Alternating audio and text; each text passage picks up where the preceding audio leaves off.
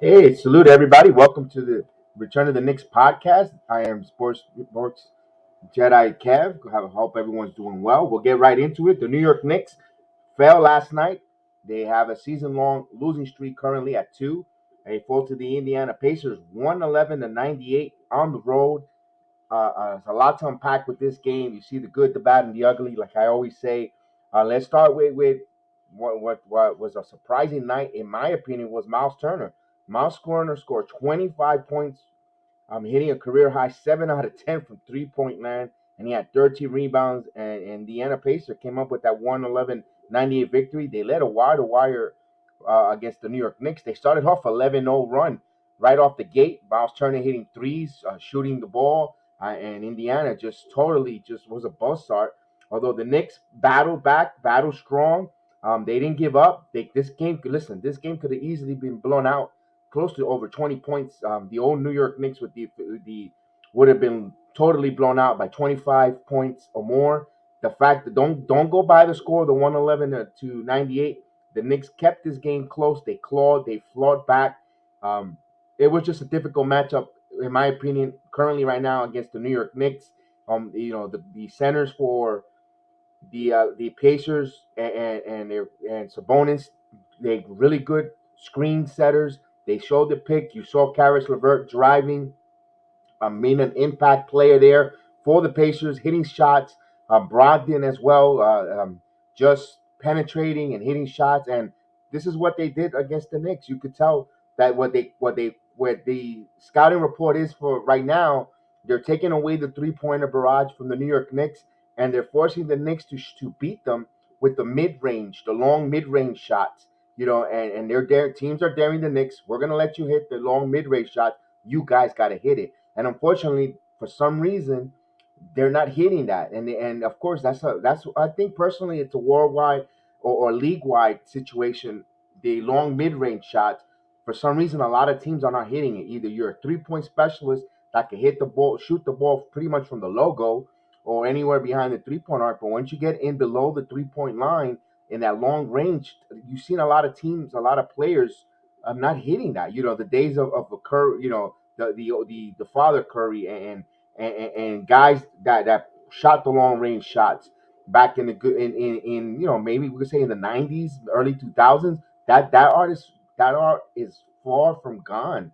Now it's 3-point line from the logo, from behind the arc, and 30-foot shots, and then they're doing that to the teams. The teams are doing that to the Knicks. Now it was a good thing to see Nolan's Noel get back in the game. Although he had some nice impact in the game. I know that he's just first came back, but you could see when teams exploit the Knicks when Nolan's Noel's on the floor. You saw in the third quarter and the fourth, you saw some zone.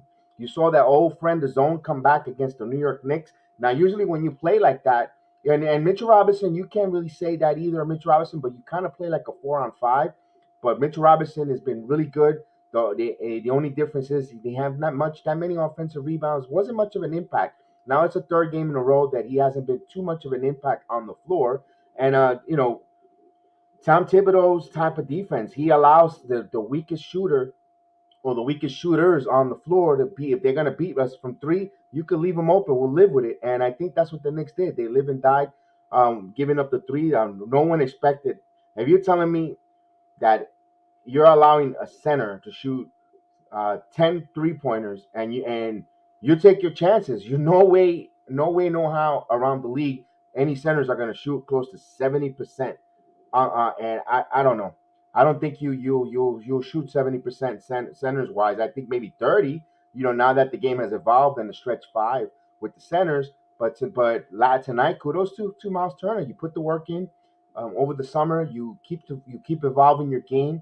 You keep bringing forth something newer to the repertoire, and that's only going to help a deep Indiana team. The Pacers are a really good team. Don't let their record fool you at 3-6. When coming into the game, they were 2-6. They lost some tough games. They one of the only teams in the NBA that gave the Miami Heat their only first loss. They lost a lot of close, low scoring game, one possession game, two possession game that could have went either way, and also they had injuries. They just this that was the second game back for Karis LeVert. Mark Brogdon came back and played last night, and They're also learning how to play under Rick Carlisle, new head coach, winning championship coach, trying to change the atmosphere and the culture. You know, that word is so overrated. They use that word so much, but it is what it is. You know, you saw rumors during the offseason. Miles Turner's name was up for a trade. Brogdon was another name, but Brogdon, a really good player, gift fits to the Knicks, cutting to the baskets and moving the ball around at high assist, and it just shows that. But he's also injured. You know, that's what's holding hampering the Indiana Pacers, the injury bug.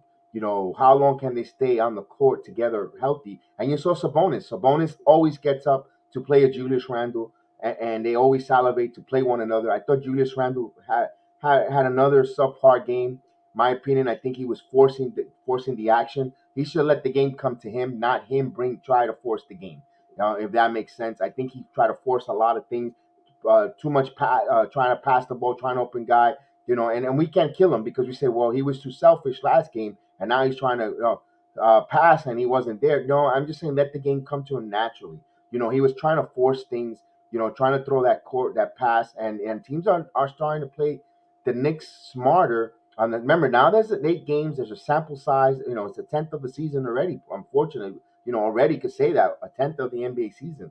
You know, and it's early still, but teams got their scouting reports. There's enough now with the 4 preseason games as well as the few games now in the season to see what teams are doing and trying to establish and go forward. And there's film now, and you see that if you play the passing lanes with the Knicks and keep your hands loose, you're gonna get deflections. You'll be able to get some steals. You'll be able to get them to turn the ball over, and that's what you're starting to see. You know, it started a little bit from actually from game one, if you ask my opinion, with the Boston Celtics, you know, just coming back there, almost pulling that game out in Madison Square Garden in regulation, you know, and so forth. You saw that also. Rears like they had in Chicago, and the Knicks, you know, they won the game. This is the Eastern Conference, who is a strong Eastern Conference, and night in, night out, you got to bring your A game. You got to have maximum effort.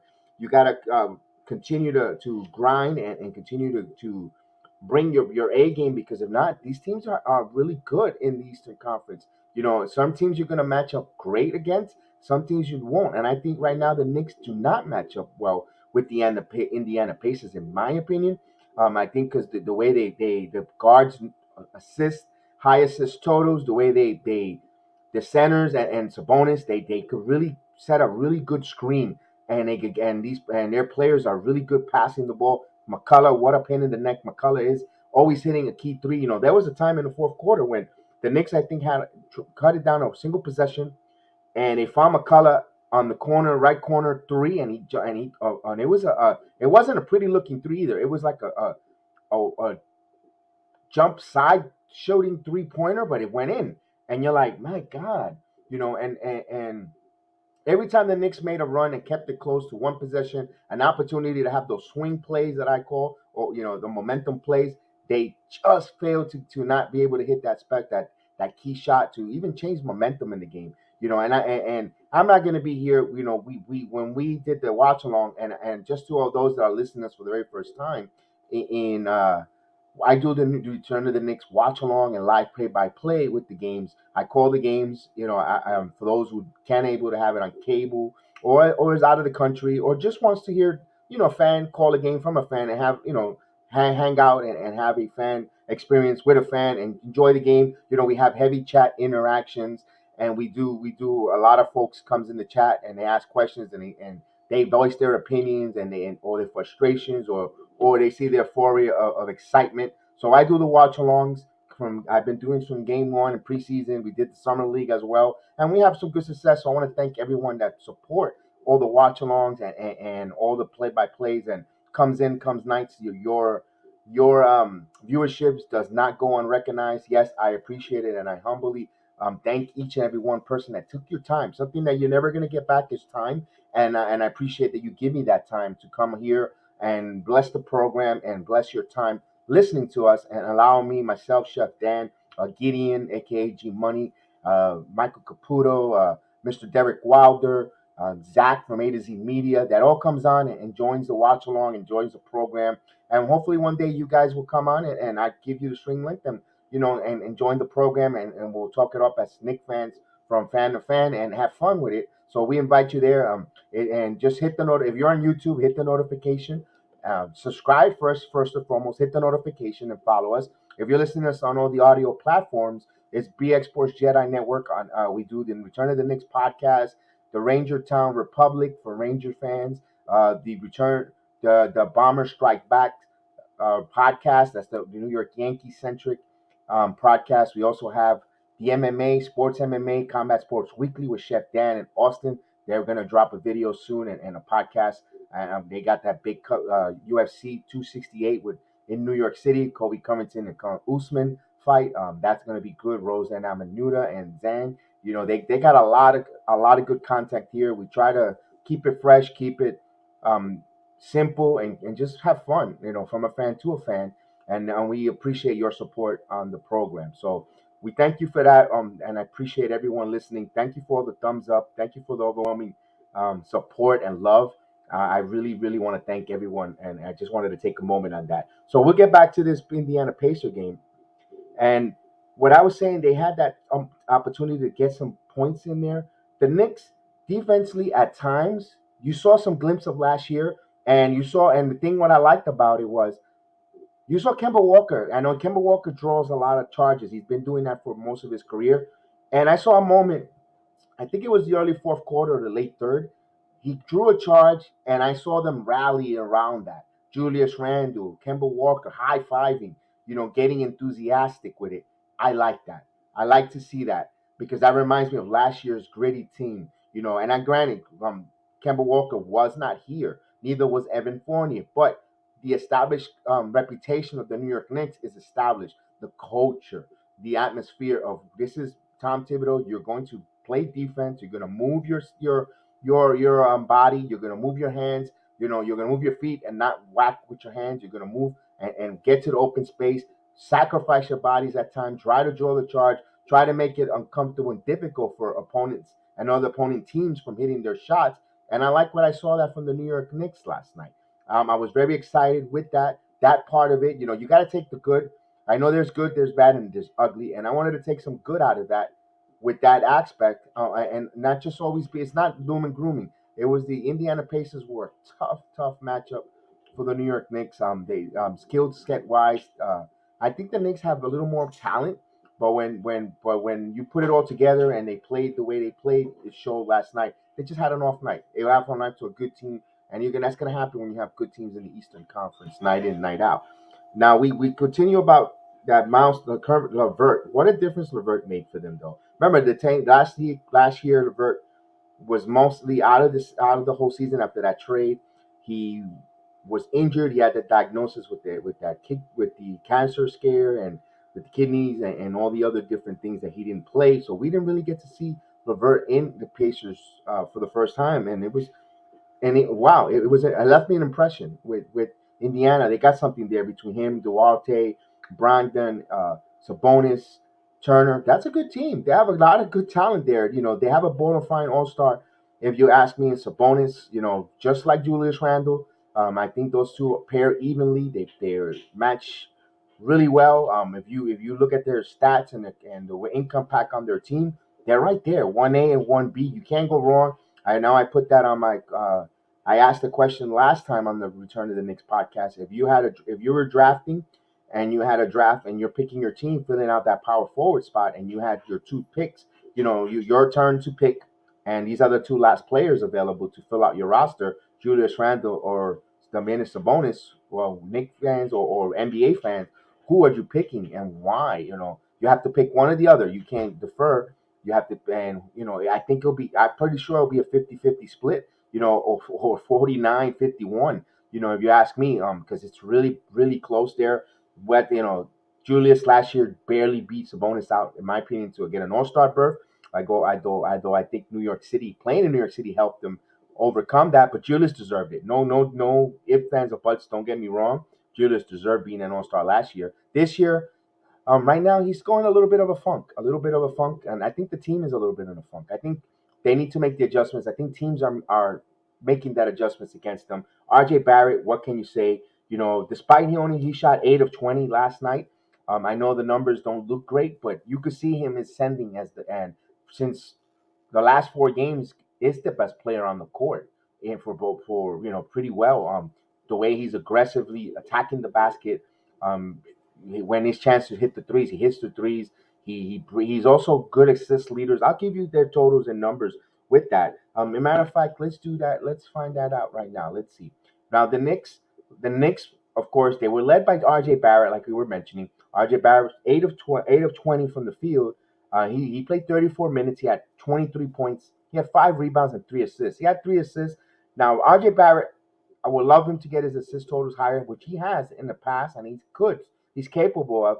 But do you want him handling the ball? That's the question. Not a good ball handler, below average a ball handler, but you see that is room to improvement. That's what you like about this young kid. There's always room to improvement, and the way he works, he will improve on that level. Then the Knicks were followed by Julius Randle. Although Julius Randle had a double double, 18 points, 14 rebounds. Now you can't sneeze at that. When you are able a player to get 14 rebounds, that is a good stat there. 37 minutes, 3 assists. But we want to see him being more of a vocal point of the offense. And I don't know. It's like you look at the numbers, and if you're looking and you're not seeing the game, you're like, why are you complaining? He's got a double double, 18 points, 14 rebounds, and 3 assists. It's the way that it looked and it eye test shows you. That's why a lot of times numbers are misleading. It's the eye test, the body language, and although I think his defensive effort tonight was way better than the Raptors game. The Knicks played much better than that Raptors second half, in my opinion. You've seen the scoring, the scoring they held the team from the second quarter to 20, the Pacers to 23 points, 21 points in that third quarter. Now the 31 points in the fourth quarter is a little misleading. That was more window dressing and Knicks trying to gather and throw some long threes to try to get back and missing shots, and Indiana hitting some free throws and hitting some shots then, and they padded that. But they would have held them under closely under like 20, 22 points, 23 points if you ask me, in my opinion. But it is what it is. The numbers don't lie, but the numbers are there. And my opinion is Randall was okay. Wasn't he still had a subpar, nothing to write home about. It's just something right now. It's not clicking, meshing for some reason. And this is just these few games. It started off well. It's like, why are you complaining? You're 5-3. No, it's not a complaint. It's just a wave of concern. Just a wave of concern. It's only 8 games. It's only a tenth of the season. There's a lot of basketball left here. But if you're a Knicks fan, you just don't. You just want to see, would have, could have, and should have. It's better. And you just want to make sure, that the machine is running well and make sure it's going in the right direction, which it is. Don't get me wrong, it is Knicks fans. It's just us right now, just I guess venting, in my opinion. So then you have Aaron Fournier, not a good night, but and now again, numbers are misleading. He had 14 points, 3 rebounds, 3 assists. Now he had 14 points. You're like, wow, he was in double figures. Yeah, yeah, but he wasn't an impactful in the second half. You wanna see guys get impactful, play well. He was 1 of 5 from 3 point land, Evan Fournier, and so forth. He had 29 minutes though. He says, but he played 29 minutes. How much more minutes you want? But you got to try to force, I guess, the coaching staff to say, wow, this guy's hitting some key shots, penetrating, doing good things. We got to get him in a couple more minutes, steal a couple more minutes there. Now, as Knicks fans, we criticize Thibodeau with his rotation, and we need more minutes here. We need less minutes from this guy. So that's why we're fans. If you listen to the fans, you end up sitting with the fans. The old saying there. So we'll move on with that one. We had Kemba Walker. Now Kemba Walker struggled again this night. He had a really nice stretch the last few games when he had some 5 threes when the threes are falling. But yeah, in 20 minutes he had 4 rebounds, 4 assists, and 4 points. Not a good night for Kemba Walker. Not you could it be a trend that when the Knicks play really good high caliber driving guards, would it be difficult for them on the defensive end to keep with these kind of guards? Maybe that's something that we can keep an eye on going forward. Or maybe these guys are just pacing themselves. They don't want to go, so early in the season, and they in back in their minds they're worried about former injuries. Especially Walker, who has a degenerative knee injury, a little bit of an issue, a worry, some just to conserve his body a little. Maybe not. Maybe we should see how that plays out going further in the future in the season as it unfolds. But we'll keep an eye on that as well. There, Alex Burks one of the bright spots was 2 for 5 from 3-point land. He ended up with 10 points with 3 assists, 2 rebounds. He actually played 21 minutes, much better, improved game from the last few games for Burks. That's what you're gonna get with Alec Burks. Burks is that heckle and jive type of player from the bench. The bench played well last night. Don't get me wrong. The bench played. Everyone played well, especially led by Derrick Rose. Derrick Rose, a good bounce back game. He had me a little worried. He had a few 3 games in a row. Not kind of Derrick Rose type of night game, but you saw him ended up with 20 minutes with 13 points, 3 assists, 2 rebounds. Rose, of course, he's not a high assist guy to begin with, but he gets everyone involved, high energy, and gets people involved. And that's what you like with Derrick Rose. He helped out there. Nolan's Noel, he came back in the game, and man, he almost had like 4 blocks. You saw immediately impact with some blocks when he once he get his legs set, his stamina built stronger. He played 18 minutes, which was good. Missionally, that was really good minutes for him, for Nolan's Noel, because you also don't want to be too much on the floor with Noel. Around 20 minutes, 18 to 22 minutes is, to me personally, is enough for Nolan's Noel. If he gets you that monstrous defense, man in the middle, because you do end up playing 4-on-5 offense with him. You saw opportunities the Knicks try to feed him the ball down low, and he just doesn't have the hand strength or the capability of receiving a really good pass, good bounce pass or good assist play. And he missed like about 3 shots that went right out of his hands. That if he would have just held on, he had an opportunity for a dunk and maybe a 3-point play. So, and that's what you're gonna get with Nolan Snowell. You can't complain about it because we've seen this picture over and over last year. Hands of stone, Noel, but hey, he blocks shots. He plays good defensive. He anchors that defense when Mitchell Robinson sits down. Right, one thing I've noticed that they missed tonight, really, be honest with you, and I say, wow, is Taj Gibson. Taj Gibson's impact on the floor is an unsung hero, unsung quality. I know you're gonna say, well, you can't play him a lot of minutes, then you're in trouble. No, but hopefully his injury gets better. But you know what, for the first time and not having him on, it showed.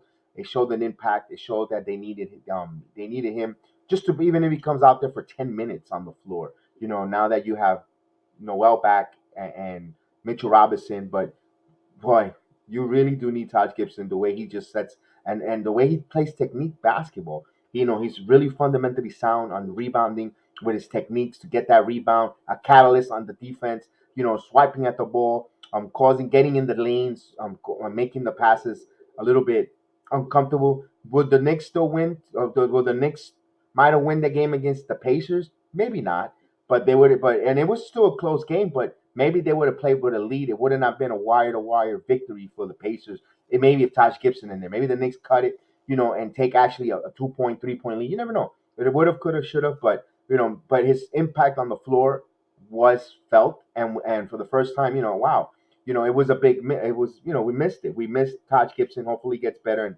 hopefully they get some more minutes and have him allowed to play on the floor. Remember the Knicks? Remember last year the Knicks? They were 5-3 almost there, and then they went on a losing streak. They ended up 5-8 last year when they started before they turned their season around. I'm not saying they're going that same route. We just gotta relax and not panic. We know that what's coming next. We'll break into the next following game in a moment. We're still on the Indiana Pacers for now, and my thoughts with the Pacer game all around. Will give you, as I continue giving more of the stats of the players. You had, of course, like Nolan Snow in 18 minutes. He had 2 points, 6 rebounds, 2 assists. And he, of course, a couple of blocks, 3 or 4 blocks in the game was phenomenal for Nolan as well. And Emmanuel quickly played 14 minutes. Emmanuel quickly again. Last night he struggled. Again, the night before, I think the games prior to that, he was much more sound, much more better. Last night he struggled a bit. Did play good defense, but he got to give us a little on offense there. He had 4 points, 2 rebounds, 14. The floater right now isn't going in for him. I mentioned, Chef Dan mentioned earlier on the last podcast, is that he put on some more weight, and not heavy. I'm talking about more muscle rate, more muscle tone, and maybe he's not knowing the touch, because when you're adding more muscle, you have a little more strength, more strength in your legs as well. He's got an NBA now. He's getting into his NBA body. Last year it was his collegiate body into his collegiate neophyte body, where he knew already, and he's been shooting. in collegiate basketball, and he knows already when the touch on his floater, on his 3-point shots. Now over the summer, he worked like a maniac. Him and Obi Toppin, they worked out. They worked out. He grew. They're growing muscles. They're growing into the NBA body. They're becoming, remember, they're 21-year-old, 20-year-old men going in, becoming now men of 23, 24, and you start getting into the adult type of strength and body. And maybe that's, it's no excuses. It is, you got to still hit your shots. He's a gym rat. He'll figure it out. My point is, he'll figure it out. And I think that's another aspect with Emmanuel quickly. Once he knows his strength, knows his technique and technique, he's got the good fundamental. He works hard on the court, off and on the court. He stays after practice shooting. He works on his dribble. You've seen his assist and his handling much greater this year than last year. And of course, the offense. I think the offense will come. I think he's going to have a good. It'll come. We just got to have a little patience. Only 8 games. You still, a tenth of the season. You still got 90% of the season left for him to figure this out. Although us as fans, we get a little bit impatient because we know we have high hopes with the young kids that we saw in summer league with Grimes and McBride on the court, on the floor, and we saw what they did on. But it was, remember, folks, it was against rookies, other collegiate rookies, and guys that are in the G League or trying to return back to the NBA and summer league. So I understand. I'm not saying they're not going to be playing out. They're not going to do great either. But also, the game might be a little bit too fast for them currently right now. So that's why Thibodeau hasn't played them, and we want to clamor and bring them in. And I know you could throw the argument back at me and say, look at Chris Duarte. Chris Duarte is having a phenomenal unified season. Yes, it is. He is. He is also, but also, I think for his skill set, he's in the right team, if you ask me. Personally, you got guys who do great high pick and rolls, who are great pick and roll and screen setters in both Miles Turner, Sabonis, and others. Craig and all that. They're really good guys who can set a good screen. That suits a guy like Duarte to go around the curl, who's jump shooter and get open looks and hits. That's why I think and I'm not saying that that's not the only reason why, because he does have talent. You gotta have talent to hit your shots. But I think Chris Duarte has that talent, and he's in the right system to provide him and put him in a position to succeed. And I'm not saying that the Knicks system isn't going to put these young men in a position to succeed. No, it's that this when and also they're playing in Indiana. Indiana, there's there is expectation. They love their basketball. They love their Hoosiers. It's a basketball state. The whole state is a basketball, collegiate and pro basketball state. Although they have the Colts, which is okay. But I think their basketball is their first love in that state, if you ask me, in that city, in that state. So I think there is pressure, but not the immense pressure there is in New York. Especially we're looking for our saviors. We're looking for our point guard savior that we haven't had in a long time. We quickly want to anoint our saviors in the point guard, and that's what Thibodeau doesn't want to put that extra pressure on a young rookie, Miles McBride. There's a reason, guys, why you fell in the second round. I'm not saying he's not good, but other teams scouts had him where he was supposed to be. If he was, they wanted him totally higher, and also because of the school he came in, the height. We could go on in circles about that. But there's no reason they had. There was other teams that had an opportunity. The Knicks passed on him one time around too, and you could. There's a reason. There's a reason, and he's just not there yet. He's a little raw. Maybe he could turn out to be an all-star level point guard. You never know. But right now he's raw. There's a reason why he's a second. Now I'm not saying he's not good. He's just maybe a little bit raw talent for the NBA moments right now, and that's why he's not playing. Quentin Grimes, I see people wanted the fans wanted to see maybe Quentin Grimes come in for a couple minutes. I could see that. I could see that coming in the near future, or even Kevin Knox. With the emergence of RJ Barrett now going to the basket with strength, with power, and an ability of passing that ball smartly and really good assists. Uh, um, do you think? I think maybe we might want to see a Kevin Knox give it some minutes with an Obi Toppin. Julius is a little bit struggling, and he's got a little fog in his head. I'm not saying take away minutes from Julius. I do want to see Julius still play 30 plus minutes. Maybe 32 minutes, or maybe or just to the 30-minute cusp. Or if he's not feeling it that night, give him 29 minutes. It's okay. Try to steal a couple minutes for a Knox or Grimes. Just steal a couple minutes. Hear me out there before we panic and say, I'm abandoning Julius. No, Julius Randle is our main focal point. He is our leader right now, and he is the main guy. But I'm just saying, when things are nights like this, that he might not have it. He might be stuck in neutral, and the team needs to get that jump kick. They're two possessions away, and they don't want to get this game. Try a different look. Bring in, and maybe something will help you out because the teams are not doesn't have a scouting report yet, and you throw a wrinkle in that case.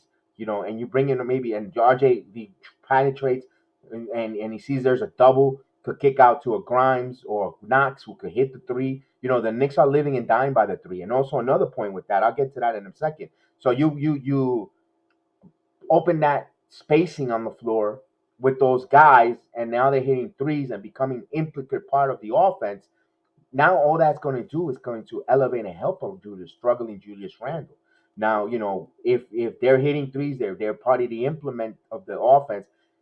Then if you bring in, when you need to substitute RJ Barrett, you have trust in these young guys in either Knox or Grimes to come in and play the RJ minutes because he's shown it, and now you could do the same thing with a Julius Randle. Julius Randle, of course. Remember last year, if you know me or recognize me or remember me from any of the podcasts or any of the stream networks that I was on the different various programs, I used to say when Julius Randle has a high assist leader when he in high assist games, Knicks always won that game. Whenever he had more than 5 or 6 assists a game or higher, the Knicks always came out victorious. And he gets involved there, and of course, because we didn't really have a true Alfred Payton was so involved in defensive stopping and shutting down their opponents defensively, he sacrificed his offense and his ball handling and assist totals. And I think that was the reason why Payton struggled. I think he was so good, and you could tell the difference this year from next year. And no disrespect to Kemba Walker or Derrick Rose, but the starting unit, you can see they don't have that monster defensive intensity. You lose Bullock and you lost Payton is because they were so intertwined on playing defense. They sacrificed their own shots. They sacrificed what they good at, what they could do on the offense, and they put so much on that defense.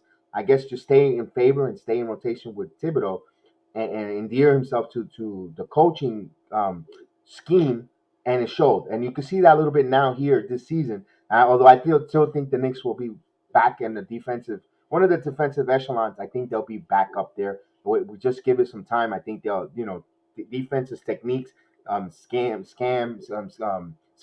excuse me, and also effort. And I think the Knicks will get that for going forward. I think they have enough talent, enough depth to do that. So I'm okay with it. I'm not worried too much with the defense. And this team, you gotta like the new three-point barrage. Although they only shot 25 threes the whole game. I'll give you the numbers in a second. Let me get the numbers for you. Let's go with the numbers and the facts there. The Knicks shot actually 24 threes. They shot 5 out of 24, 20.8%. That's where we see a difference. Teams are guarding that 3-point line. Like I mentioned a little earlier, they want you now, the Knicks, to hit that long mid range shot. Long mid range, and they're not hitting that. That's a law. To me personally, I think it's a lost art in the NBA, that long mid range shot. I think that's something that going forward, if you could find guys, and of course, with the new analytics and the new NBA, you really need you need to have 3-pointers, 3-point barrage. We saw that last year with the Knicks. The Knicks didn't have a lot of sheet point shooting. They were really great defensively, and they were one of the best defensive teams in the league. They got where they got to, and they got far, but they fell extremely short because they needed 3-point shooting in this modern NBA for the modern NBA times. The way the game is playing currently, they needed that. That's why you saw the upgrades this season.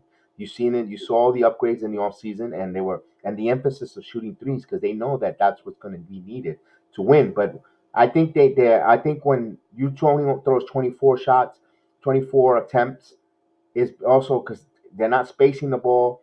One thing that concerns me seeing when Julius Randle brings the ball up, and he goes too much to the corners, either to the right side, left side. He gets double team a lot, passes the ball either to Fournier. I see him and Fournier trying to have that same Reggie Bullock um, and Julius Randle type of relationship, 2-man game type of deal, which is fine. Fournier could create his own. One thing difference between Fournier and Bullock, Fournier could put the ball on the floor, drive, has a greater ball handle than Bullock, and you ask me, and we've seen it. We've seen Fournier, international Fournier is phenomenal with Team France, and he could play. So I seen it myself living here in Orlando. He could play. He can handle that. We're putting the when the shot clock is down. You got guys, Kemba, Fournier, who when the shot clock is winding down to two, they could chuck up a shot and create a shot, or at least get to the line. So you gotta like that with that. But when you trap yourself too much, you turn to turnovers, or you turn to not enough space to do anything or move. You got the baseline is your enemy. So I see a lot of that, and I kind of don't like it. I'm like, why are you going to the corners? Why are you boxing yourself in such a small box where the teams you're making the defenders much easier to defend you? And also I want and they only the only two back and forth. You don't see players cutting or setting picks or movement. There's no professional motion with the Knicks. Only thing you see is and one thing Clyde says it on the broadcast. I say it. I dislike it. Is those cross court pass all the way across. It's a risk. It's a high gamble, risk reward. It's a high gamble because you're susceptible for getting that ball intercepted really bad, or you could throw the ball out of bounds way over the head of your partner, your teammate, or if you do, you got to be perfect, and you have a good shot to get a shot. Yes, it is a good high percentage, but it's a terrible play if you ask me. For the risk reward is not enough of a gamble to take. In my opinion, I'm just sometimes you got to keep it simple. Play the defense. Play with the defense. Keep it simple. Move the ball around. Set the screen. Basketball hasn't been changed since it was invented. You get the possession. You try to score the ball. You set some picks. You move the ball, give and go, backdoor cuts, bounce pass, all those things like that. But it all starts with a point guard. Maybe that's frustrating Julius Randle. Maybe they want to say, we want to take the ball a little more out of your hands, guy, and we want to make sure the point guards bring the ball up more, get you in points, and maybe he's feeling frustrated because teams are double teaming him and not allowing him to receive the ball where he wants, where he's comfortable, and he's like, no, I want to bring the ball up because I have control and I could make cook. So it's maybe there's a little bit of a contract, conflict, and maybe he's trying to figure himself out if how to play, reinvent himself to play, not being the ball handle focal point, the point forward on the team. Maybe that's a maturation that he needs to figure out. And there's only 8 games, so we gotta pump the brakes a little bit. Julius Randle is our all star. He leads us. He's gonna bring us to. He's going. We're going as far as him and RJ Barrett. Both of us leads us, and I think there's plenty of room for both these guys to excel here in New York and be a really good team going forward. I think the Knicks are a good team, not a great team yet, and I think that's we're going to see nights like this. We're going to see stretches, in a 5 game stretch, go 5-3. If you tell me they go 5-3 in every 5 game, in every 8 game stretch, a lot of people will say, all right, okay. So at the end of the day, you're gonna have a really good record. You're gonna be above 500, by a few games. I personally said I was hoping in the first 10 games they go 7-3.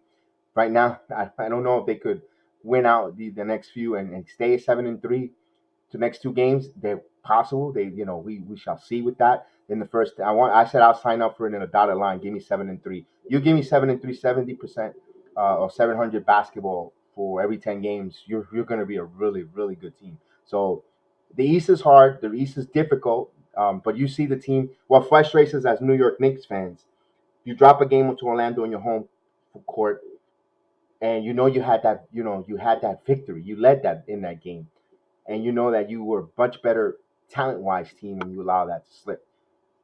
The game against the Raptors, you should on paper you are a much better team, and you were a better team for 3 quarters. You just had that one bad third quarter that allowed the Raptors to come in and actually dictate and hit the three and play their game. And other than that, that frustrates you because you said, man, this should have been really the first New York Knicks loss, if you ask me. If you They really got outplayed here. And I'm not gonna blame the officiating. The officiating all around stunk. They were horrible, they were atrocious, they were terrible for both teams. Every time there was a play, they were embarrassing. It was one of the worst officiating that I've seen for both teams, home field, home and road team. The Knicks, every time they had a chance to cut it to one possession, two possession, there was so many egregious calls. Indiana also had some calls that you're like, wow, like go against. It was just terrible all around. I can't blame the officiating. You adapt if you're a team. I know there was a point I thought Thibodeau was going to get a technical foul. He says you guys are terrible. You read the full his whole lip, his whole and you read his lips perfect, and it was wow. I don't know what's going to happen here. They really need to evaluate these officials. They really need to, because they those are momentum. They actually dictate the momentum of teams. And also the Knicks gotta stop if the refs don't give you the call. You gotta stop turning around and argue. Move back, get on defense, move on transition. I didn't like the transition D though. That's one thing I want to say. I didn't like the Knicks last night was their transition three. The transition defense really was terrible, was bad. I know that frustrates Tom Thibodeau because that's where you could really make a big impact there. And the Knicks, they got to start moving the ball in transition. They're not scoring. They're not moving. They got guys that are capable. Obi Toppin, Manuel quickly, could run and gun.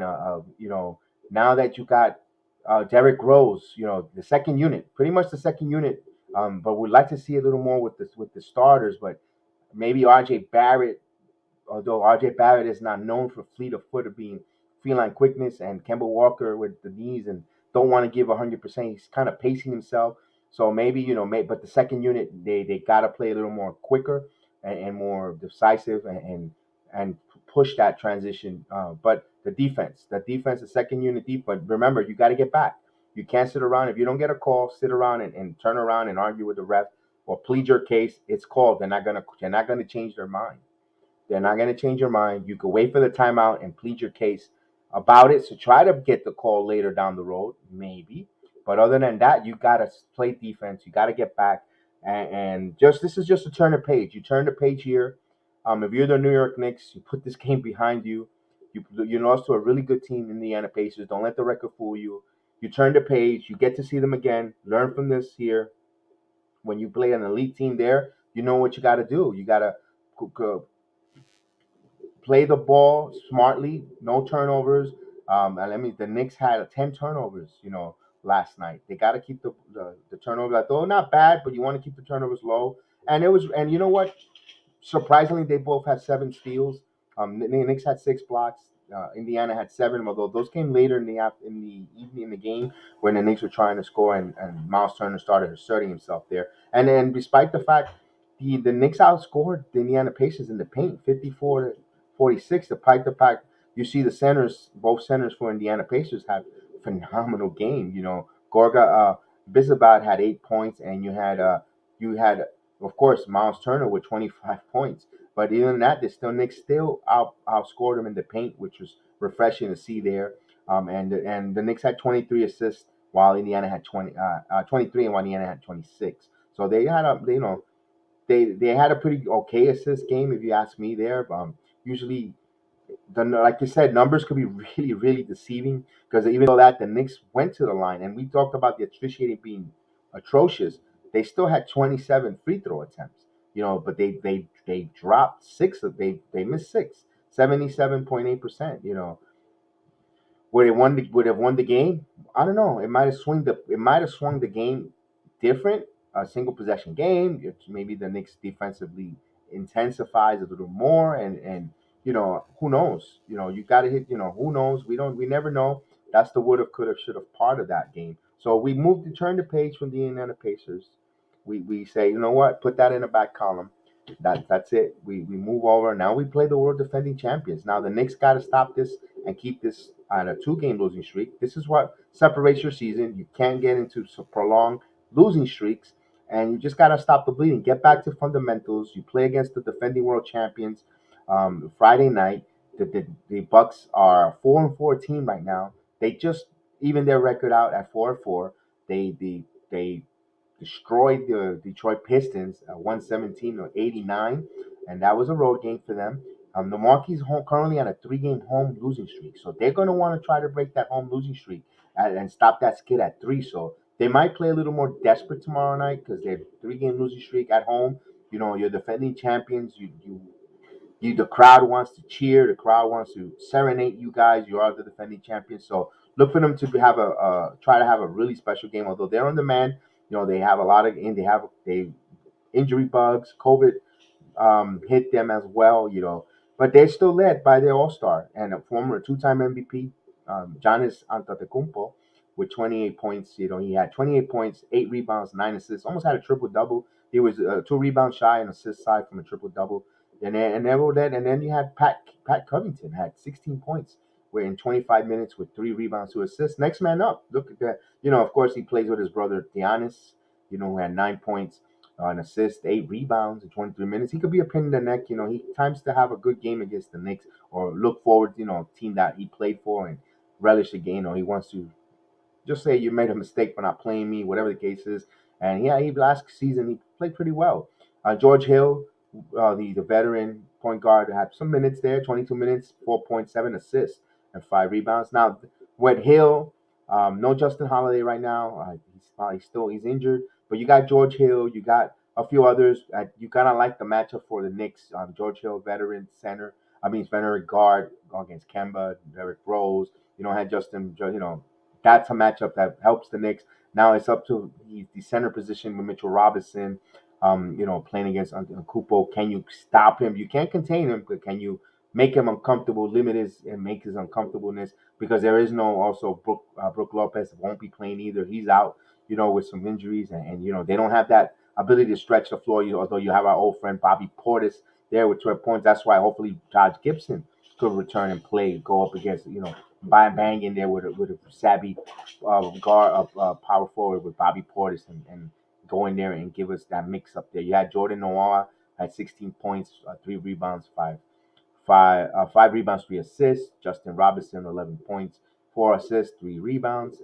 Semi Ojole had 4 points with 5 rebounds. I even had Ronnie Hood played for 17 minutes. He was 4 points, two assists, 4 rebounds. So they had a little bit of balance. They had everybody involved. Of course, one of their guards who shoots a lot of threes. They got him over from Memphis. Is Grayson Allen with 8 points, no assists, 3 rebounds. He is a sharpshooter who shoots the three, spacing. But when you don't have your centers like Brook Lopez to stretch the floor, could he be an impact? He could be contained if Fournier. I like that matchup with Fournier and Grayson Allen.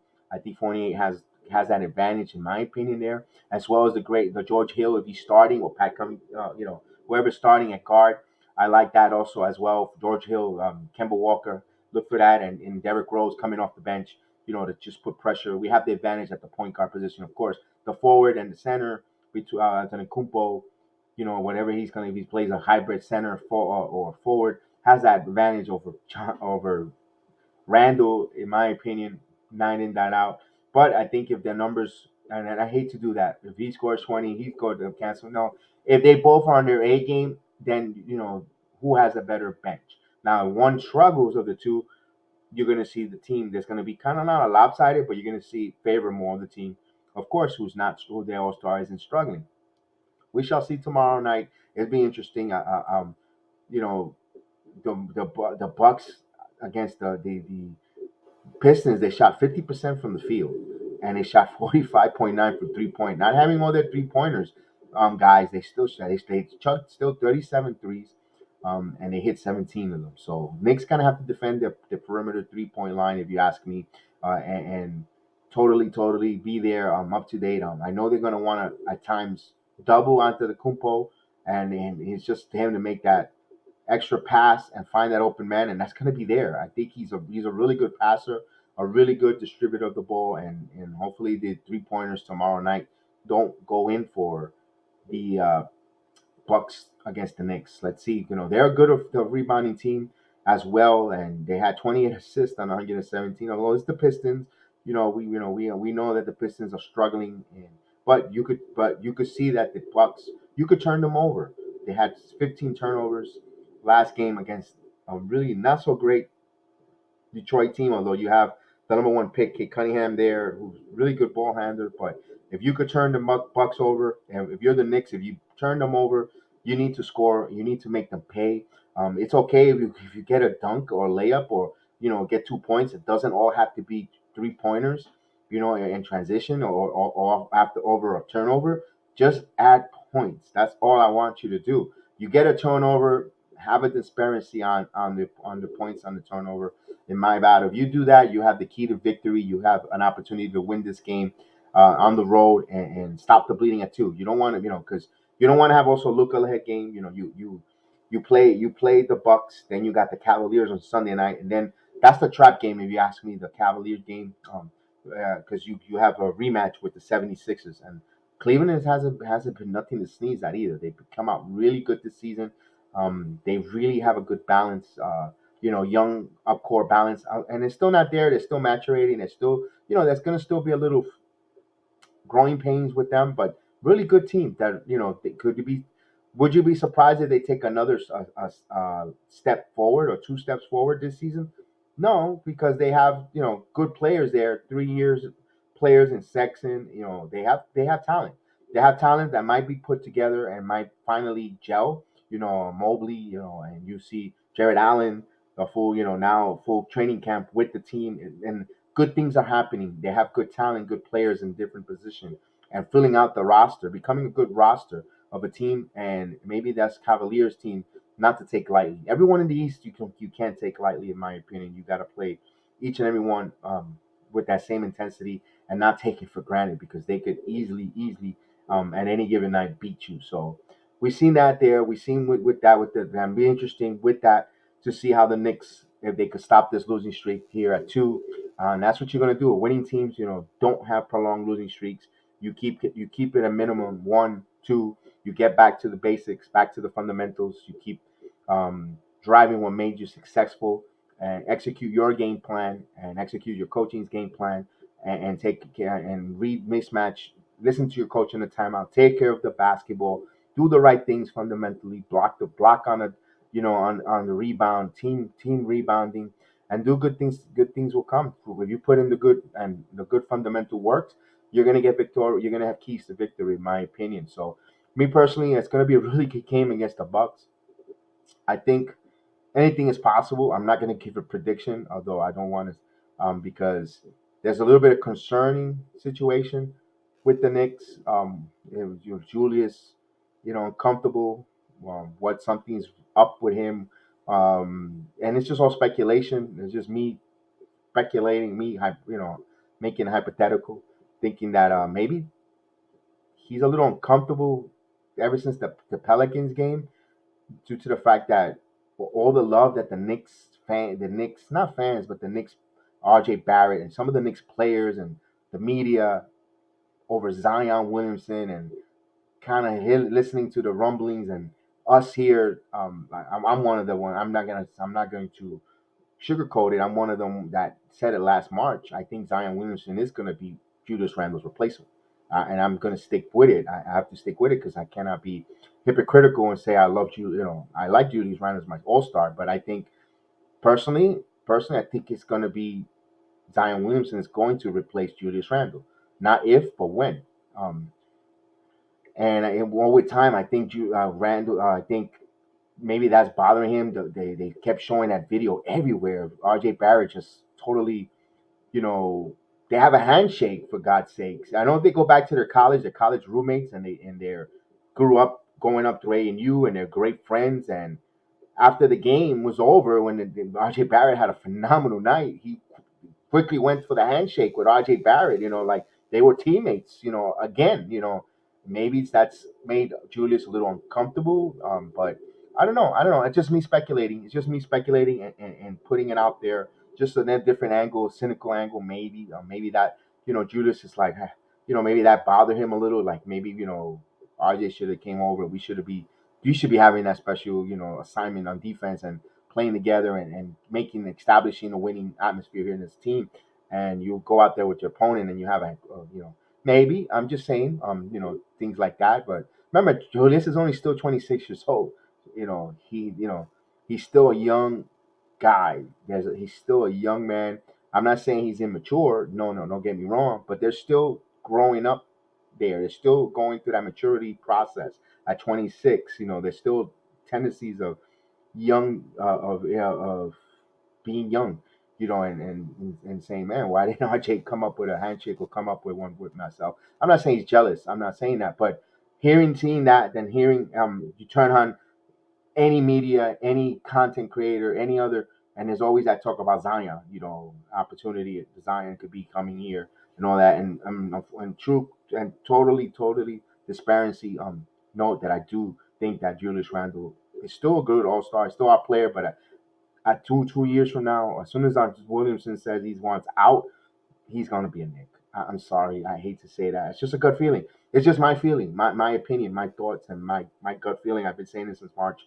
I think he'll be a Knick. I think and that's why maybe there's a reason why he signed this contract extension with the Knicks, that friendly deal, so he could be able to be moved. Remember, he has escalation clause if he reaches a certain amount of level of points and so forth, so far. So it's not over yet, Julius. You gotta put it. If you elevate your game and score and hit those goals, you're gonna make more money. So it's you're going to get, it's in your contract. You can make more money, but is there a little bit of a maybe a little discord with that?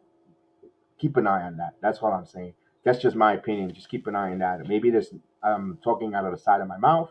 You don't have to agree with me. You could agree to disagree, but that's just my opinion, my thought. I think that's what it is.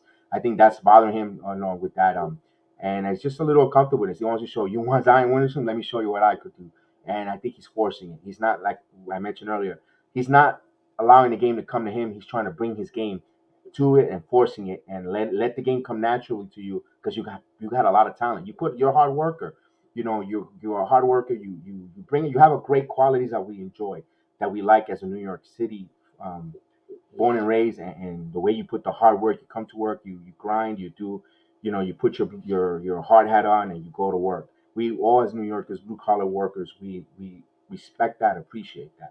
But when you see that there's an opportunity for an upgrade, like we saw all through the town, as a fans, it's okay to say maybe we upgrade. Hey, let me say this: if you telling me that we could upgrade from an RJ Barrett to a Luka Doncic, you tell me anyone in this world that won't say, "Give me Luka Doncic for RJ Barrett." Now, I'm not saying they're the same kind of players, but it's okay to talk hypothetical. Part of it, maybe it got in between his ears. That's just me with that. So we'll move on from that there. Just keep an eye on that there. And unfortunately, there was some unfortunate, disturbing news coming out of the Phoenix Suns organization with their owners. An uncomfortable situation. I'm not going to go too much in speculating or speaking, because it's still early in the process. Some comfortable racial thoughts came out of the owners for the past who's been owning the team for the past 17 years. The organization is in a black eye right now. Um, he hasn't spoken. The team hasn't spoken about it yet. I haven't heard from Chris Paul and all the other players around it. They were just in the NBA Finals. I don't know what's going to happen and how the commissioner is going to react. We saw what happened with Donald Sterling with the Clippers. They removed him as owner. We don't know what's going to happen with the Phoenix Suns if they will remove him from ownership. We don't know it right now. It's so infantile. It just broke earlier around 5 o'clock this afternoon. There's more stuff is going to come out. The more it comes out, the more ugly, more minutia is going to come out. More speculation, and we'll just let the commissioner rule and tell us what he thinks about it, and then we'll see and we'll get the facts there. All I gotta say is keep an eye out for Devin Booker. I know, we're all Knicks fans. You guys, let it marinate. Don't be surprised. I'm not saying it's going to the Knicks, but don't be surprised if Booker now wants to get out of Phoenix. This is an opportunity now. He's also, hey, just hear me out. Conspiracy theory. It's just throwing things out in the air like the Zion Williamson take, side of my mouth type of talk, hypothetical, Jedi mind trick, whatever you want to call it. I think Devin Booker is going to be the star that wants out. He is a CAA client who's in charge of the Knicks. Leon Rose, CAA. Don't be surprised. He wants out. He wants to get out of here. Um, Maybe if there's a new ownership coming in or whatever the case is, he I just don't I'm not saying it's gonna happen this season. Don't be surprised if Devin Booker is gone from the Phoenix Suns, or wants to be, or requests is unhappy, the next unhappy disgruntled star. There it is, Devin Booker. Keep an eye out there. I don't know if the Knicks will get involved with it. I don't know. I don't know how he fits. You know, I don't know. I don't know how it's gonna fit. What they could give up for, what packages. That we could leave that for every other content creator to come to spend hours upon hours to happen, like the Sexton, the Ubres, the the Lillard's, nothing happened. So could be nothing happened, but just keep an eye on that. I'm just saying that you're going to be hearing rumblings that he's unhappy. That's all I got to say with that there. Um, and if that's the case, if you're Phoenix, and I wouldn't do it, but Ben Simmons swap over going to Phoenix for Ben Simmons to Philadelphia. Of course we all think CAA New York, but there's other teams here that have talent that it can match up. Kyrie Irving, send them to the Phoenix for the Brooklyn Nets. For you put a Booker along with Durant and Harden. Oof, you know those could be out there. That could be out there. There's other packages, other players, enticing players that they could be moved to go over there. Kristaps Porzingis. You put Devin Booker and along with Luka Doncic. That's a phenomenal combination there. So forth. So type of deals like that. Just throwing it out there with this black eye with the Phoenix organization, guys. So with that said, guys, I want to thank everyone listening to us on the podcast in Anchor FM, Reason FM, and Spotify, in Buzzsprout, Beanpod, and all the different podcasts where you can find your podcast. Just put Bronx Sports Jedi Network. I know there's going to be different titles. Return of the Knicks is the basketball. You got the Bombers Strike Back for the Yankees. Keep an eye on that. I haven't done my first one yet. It'll coming there. I'm just waiting for the World Series and get some panelists to come and have a roundtable discussion on the New York Yankees. Also, we have the Rangerstown Republic. That I'm dropping a podcast probably tomorrow afternoon or Saturday midday. I'm just waiting for the Rangers to return home from their long road trip. Pretty good one by the way, and break that down there. And also we have we'll probably do a football nights review on the midseason of the New York football teams. Right now, as we speak, as I'm recording this podcast, the Jets are getting whopped right now by Indianapolis, 23-42. Just giving you a live update. I know this is going to be recorded, and it's probably going to see it later on. But just where we at, where I recorded this, and where I'm standing with that. So we'll have a review on the Jets and Giants in the midseason. We'll do that on podcast. So keep an eye on that there. And after this, when I air this, those that are not listening and are watching it on YouTube, stick for the while. The live watch along is coming up after this program airs. The Knicks versus the Bucks. Hit that like, hit that subscribe. Those that follow us in the different audio platforms, hey, follow us here, give us like, and give us your feedback on how could we help improve the program. What could we do to keep you entertained? And we appreciate you guys following us, and we'll try to keep it always short and sweet because we know your time is very valuable and your time is very important, and we appreciate that you giving us your time each and every time listening to us and following us. So for me, Bronx Sports Jedi, I'm saying have a good night, many blessings, and we'll see you next time on the program.